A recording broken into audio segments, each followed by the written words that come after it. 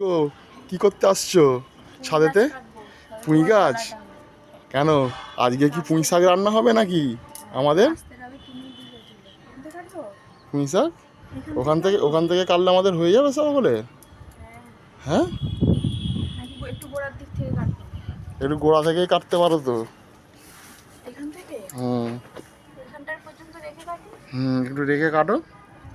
হ্যাঁ কাটো, এবার পেঁচিয়ে পেঁচিয়ে বের করো। কাস্তেটা রাখো, রেখে পেঁচিয়ে পেঁচিয়ে বের করো। যেমন পেঁচিয়ে পেঁচিয়ে উঠেছে, পেঁচিয়ে পেঁচিয়ে বের করো। তাহলে আজ ভালোই হবে বলো, মাছের মাথা দিয়ে পুঁই শাকটা। হ্যাঁ হ্যাঁ, এত সুন্দর লকলকে ডাল পুঁই শাকটা আমাকে না দিয়ে খাবে? জমিয়ে খাবে তো তাহলে আজকে মেয়ে।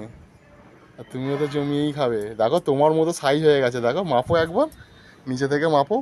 দেখো পুরো তোমার সাইজে, দেখো, হ্যাঁ দেখো পুরো তোমার সাইজে। ভালো লাগছে তো? গাছের পুঁই শাক খেতে ভালো লাগবে তো?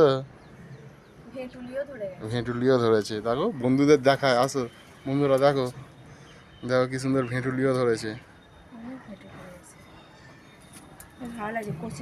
কচি কচি পুঁই শাক খেতে খুব ভালো লাগবে। আপনারাও পারলে বরং এরকম ছাদে বানিয়ে খাবেন, টবেতে গাছে। শীতকাল বলে রোদ্দুরটা খুব সুন্দর, দেখুন রোদ্দুরটা খুব সুন্দর। আর আমাদের ছাদের গাছগুলো একটু এক ঝলকে দেখে নিন। এইখানে বেগুন গাছ হয়েছে, এখানে সব শীতের ফুল গাছ, আর এখানে পুঁই গাছটা এখনও আছে, দুটো ডগা।